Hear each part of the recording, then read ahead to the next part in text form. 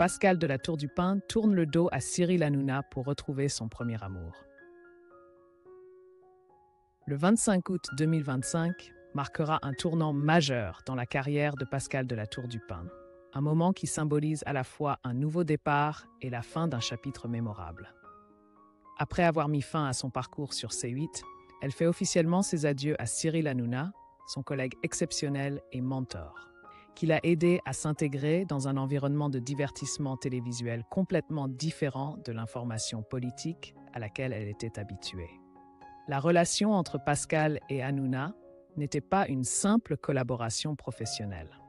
En rejoignant Touche pas à mon poste, l'émission phare de Canal+, animée par Hanouna, Pascal est entré dans un monde de la télévision animée, humoristique, mais aussi plein de pression et de rythme. Là-bas, Hanouna a été à la fois un guide et un challenger, la poussant à dépasser ses limites et à s'essayer à des domaines hors de sa zone de confort. C'est cette expérience qui a permis à Pascal d'élargir ses compétences, passant d'une présentatrice de journal sérieuse à un visage familier des émissions de divertissement. Cependant, la saison médiatique 2024-2025 a été un véritable séisme pour tout le secteur. La décision de fermer NRJ12 et C8, incluant l'annulation de Touche pas à mon poste, le bébé d'Hanouna, a choqué le monde du journalisme et le public. L'annonce de l'Arcom a immédiatement provoqué un tollé. L'avenir de nombreuses figures emblématiques est devenu un sujet brûlant et la vague de transfert de personnel a commencé à se répandre. Dans ce contexte, Pascal, tout en gardant un profond respect et une grande gratitude pour Hanouna, a choisi de revenir à ses premières amours, une chaîne d'information où elle peut retrouver l'analyse politique et l'actualité des domaines qui lui tiennent à cœur. Une nouvelle étape, RMC et le défi du matin.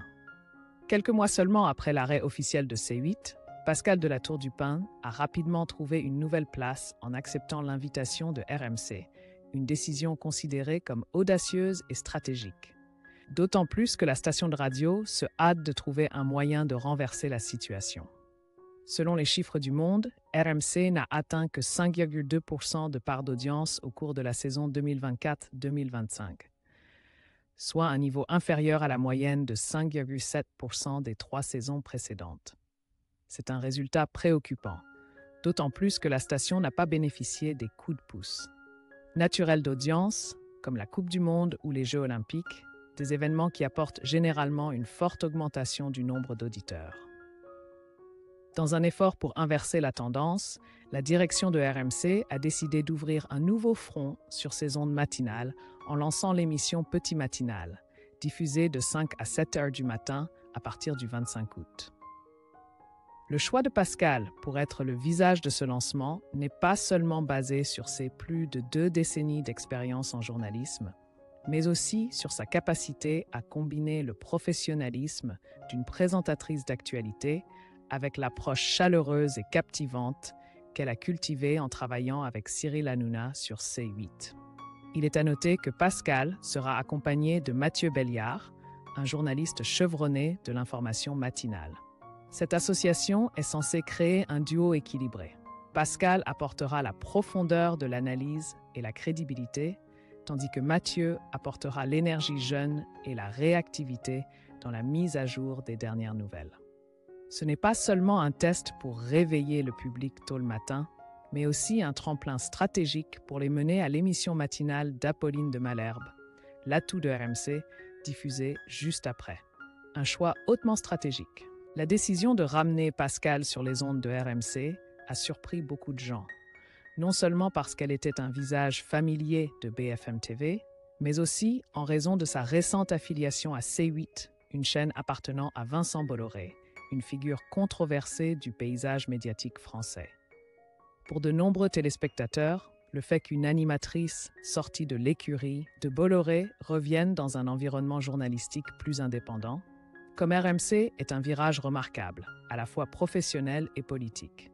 Cependant, le PDG Karim Nedjari a rapidement dissipé les doutes en affirmant qu'il s'agissait d'une décision mûrement réfléchie. Elle est capable de combiner une solide expérience journalistique et la capacité à animer un contenu divertissant. De plus, Pascal a passé plus d'une décennie chez BFM TV, donc c'est un retour logique et naturel. Cette déclaration souligne non seulement les compétences complètes de Pascal, allant de ses connaissances politiques solides à sa capacité à interagir de manière proche avec le public, mais elle montre également que RMC a confiance en sa capacité à apporter un nouveau souffle à la tranche matinale.